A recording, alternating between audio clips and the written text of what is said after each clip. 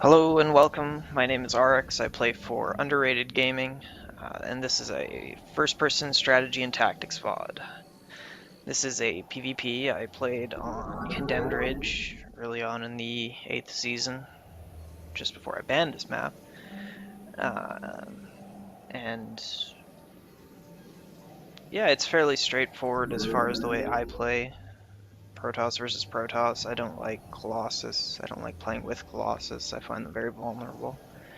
You lose your Colossus, you lose the game. It's hard to keep them alive sometimes. They're the only unit that can be shot from both ground and air, and I know a lot of people agree with me that they are strong, but they just don't like playing with them. So here's another way that I go about PvP at least. It's been very successful for me. I've beaten players better than myself in tournaments, in LANs, in online games. It requires a lot more tactics than some Protoss versus Protoss builds, other than I'd say Blink. It's probably the most micro-intensive.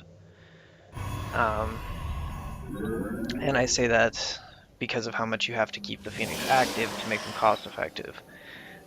The key to using these Phoenix is keeping an economic advantage, even if you are behind the base. So you've got to be either even or at least a little advantageous on probes to make it worthwhile. Now here, obviously scouting. I wasn't actually sure early on whether or not they could spawn close by ground, I guess. It looks like the close cross of Shakuras, but it's actually much wider, so it could be done. Here I was scouting for the second gas really early. That's all I really stay in their base for. Knowing whether or not they get the second gas is basically your trigger on whether or not to do this build. If they get the second gas, honestly, I've found about a 75% chance they're going for a robo build, and most of the time that's just a build order win. So I stayed in his base there a little longer because I wanted to make sure that he finished the second gas and actually put probes on it. There's a build that Sauce has popularized where you put 2 probes on each of the gas, and then you go for an expand really early. And if they do that, just slap down another gate, and you all in with this build, and I've never lost doing that. I've beaten top Masters players doing that. I'd like to see pros do it, but again, I don't see very many people play with this style. I've seen Tyler use it a little bit. I've seen a couple of Koreans do it in a best of matchup. And if you're playing a best of matchup, I wouldn't really recommend doing this repeatedly because it can be hard countered pretty easily. It's very much a ladder build or a counter build in a best of matchup. So basically, you get your 2 gas up, 1 zealot, 1 stalker, then you slap down your Stargate. I then get another stalker, chrono it out eventually. When it's about halfway done, you start chronoing it, and then you get a sentry immediately after, which you can chrono as well. From that point, you are quote-unquote safe from a standard 4-gate, a 6-minute 4-gate. 11 3-gate pushes are going to kill you, 10-gate zealot rushes are going to kill you. But you should have been able to scout those by the gas timing. So you put down another gate as soon as you have the money for it. I cut probes in here. You can do that. I do it because it gets the Phoenix out about 8 seconds faster. You gotta wait for this pylon to finish if you don't. So there, I've already got the Phoenix chronoed. It's 5:37. Here comes the poke probe. He gets slaughtered. No way he saw my Stargate. That's another important thing. You want to put your Stargate away from the ramp, but not necessarily hidden.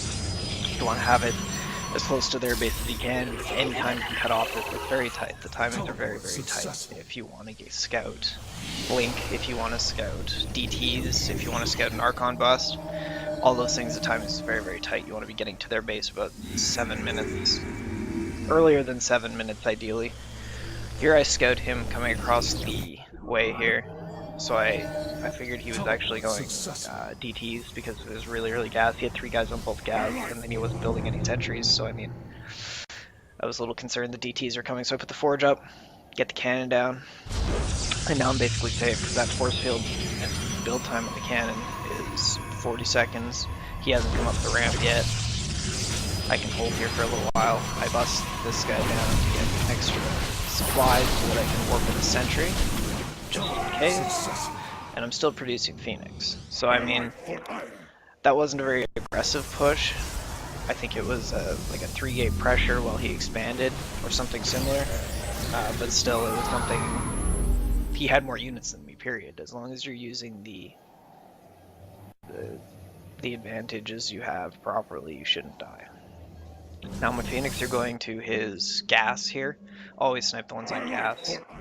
Player's not paying attention, he loses an extra one off gas. Boom, suddenly he's down gas and come for the rest of the game. If you snipe the one carrying gas, I mean, hey, that's another 4 gas you can get. At this point, my micro isn't very good, but the point was made. I killed 6 bros with that.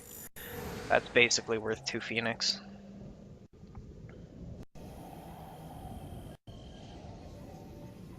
If you want to talk about gas income, as long as you're investing it, I don't. He invested 400 into another Nexus already. He invested 200, 100 into Phoenix there. That's not good. 200, 100 into a Robo. If you got a Twilight Council, it's 150, 100 plus either 150, 150 for Blink, or 250 if you want TTs. The gas is, it's just going to be your tech advantage over him. So yeah, most people when they see you go Phoenix, they auto go Blink. This is not necessarily a hard counter in my opinion, especially for the build that I do. That building that's warping there is a Robo. I go 2-gate Robo, 3-gate Robo. You get the Robo down as soon as you possibly can once you know that your harass is up and you know he's not going to attack you. You put the Robo down, or you put a Nexus down, and then you put the Nexus down, or you put the Robo down. You need those two, and then eventually you want to get a Twilight Council and try and get charge. If he's going for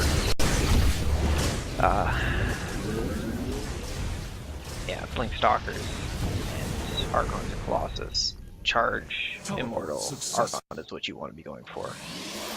And that's pretty standard. That's what they will do for the most part.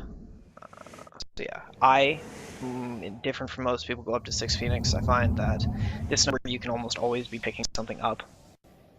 You may not have 4 or 5 Graviton Beams at any given point, but you have 1 or 2. So if you see a Scouting Probe, or you see a Zealot sitting on a Watchtower, or you see a Sentry that's hanging out, you can snipe it every time. And that cost effectiveness is vastly superior to the 4 or to the much less that many other people play with.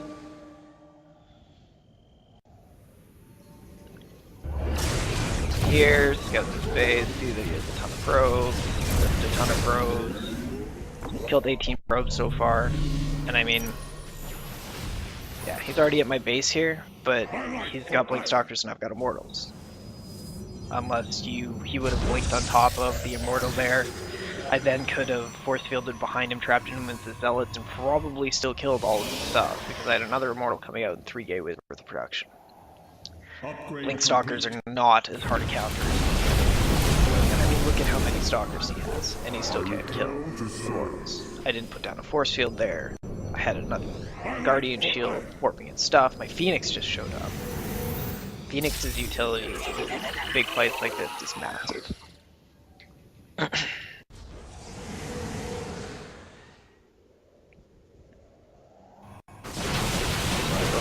Scout him. He's obviously got a proxy pylon over there because his army's still growing. I'm getting supply blocked more times than I could possibly imagine. And for some reason he runs away. If I wouldn't have gotten supply blocked, that would have been the correct choice, but I got supply blocked, and if he would have hooked up a ramp and seen that I only had 2 Immortals, he probably could have taken me right there. But again, that's a macro mistake, not a strategic mistake, not a tactical mistake. That's all that I'm really talking about here. You want to be thinking to counteract what your opponent's doing without simply being lucky. So when you see he's going Blink Stalkers, I overdo Immortals, because Immortals still have a ton of damage output even if they're not killing Stalkers. Colossus, Melt. 2 Immortals. Enough portals can melt. Archon's pretty good. Basically, it doesn't matter the trust die. So I lose another Phoenix there. I've lost 2 total. I've killed 26 probes. They weren't even at home when the main battle came. They got home in time for the push. I might have been able to stop it without them, but with them it would have been hilarious. So yeah, you want to be on as little gateway production for this as possible, which means you want to be as passive as possible and just doing all your damage with your Phoenix. It lends to losing to aggressive players, but they also seem to dive in and bite off more than they can chew quite often. I scouted a Templar Archives when I went in there with my Phoenix last time to the back of his main base, so I'm starting to build Void Rays. Void Rays counter Archons and Colossus because they do extra damage to Massive, as well as because the Stalkers are focus firing them, they won't be focus firing the Phoenix, and if the Void Rays don't get the Colossus, the Phoenix will get the Colossus. It's really something that I've developed, it's one of those branches that you learn over time after losing to stuff, basically. Again, my macro isn't very good this game, but it's a lot that counts. Sniping probes, sniping probes, sniping lots of probes. And then failing because I picked up too many probes. Yeah, don't do that. That's a waste of graviton beams. Energy does regenerate, but energy does not regenerate cheaply. Upgrades are important. You're spending so much on tech, your units' base damage is stronger, so when your upgrades take effect, they take more of an effect. They do more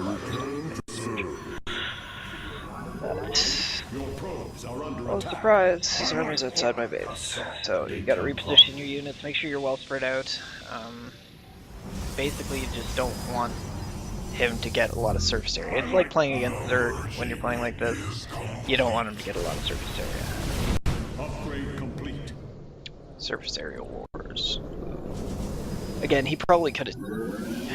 I don't want to say taken him because he didn't have Colossus there, so I could have force fielded. There could have been cute, clever things done. There was an Immortal and a Void Ray coming out. There was Gateway production. Gateways are coming down. Fly blocking against you.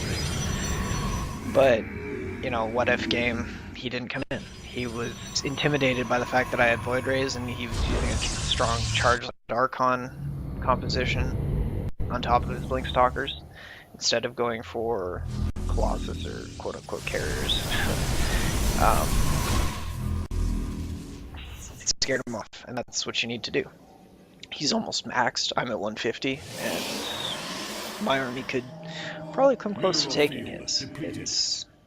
It's really, I don't want to call it a build order win because it's not a build order win, it's an army composition win. Your army is designed to destroy his army because this is what standard Oh, I didn't use it. 42 probes killed. 42 probes killed. And I wasn't even that active with them, let's be fair here.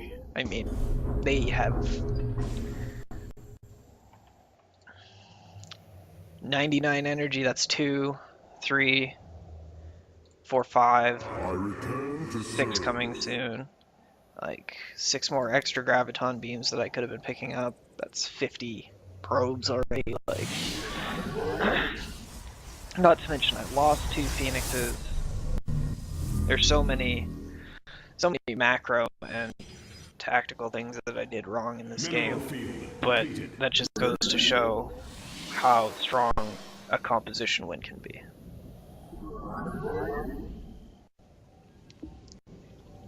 Again, patience is a virtue. You want to be making sure that you're not going all in with this, because if you force him to go all in, the unit composition you have can out-micro his unit composition. So when it comes to final battle, you can make your units more cost-effective, therefore making it more likely that you're going to win. In the end, you obviously want some splash damage. I get a couple of Colossus at the end here. I saw that he was going for a lot of charge lots, and a lot of charge lots can just smash this, because then he just warps in, gets 25 gateways, warps in around to Stalkers, and starts focusing down your Void Rays and your Phoenix. Or Templar. Snipe up the Templar here. Congratulations on the entire gas usage for every Phoenix I've made this entire game was just paid for with 2 High Templars. Dum-de-dum. A lot of harassing with Phoenix is keeping him in the base. It gives you more time to build up the exact composition you want. You want to be building as few wasted units as possible. Zealots and Sentries are wasted units. Blink Stalkers are kind of wasted units when you're going for as tag heavy in unit composition as this is.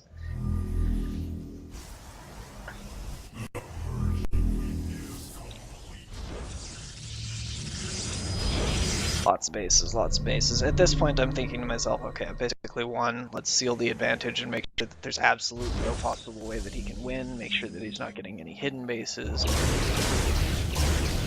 Phoenix really wreck Zealots. That's huge. They wreck.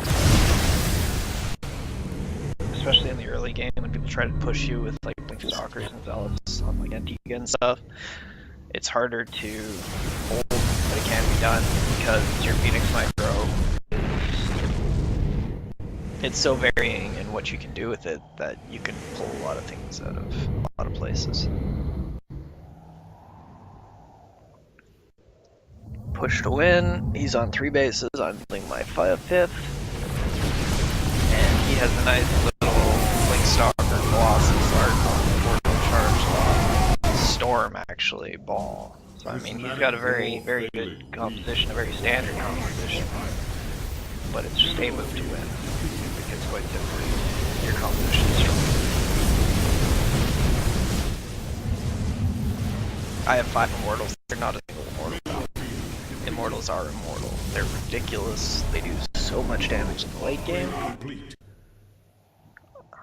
As anybody who's played with me, PvP, or played against me, people know I like Immortals.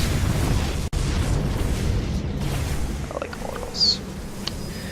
Here he's just blasted jeoparding 153 supply because it's 64, and that's GG. Don't really have anything else that I didn't say, so thanks for watching. Hope you enjoyed it. Hope you learned something. If you didn't, well, sorry, but that's just how I play. Thanks, bye.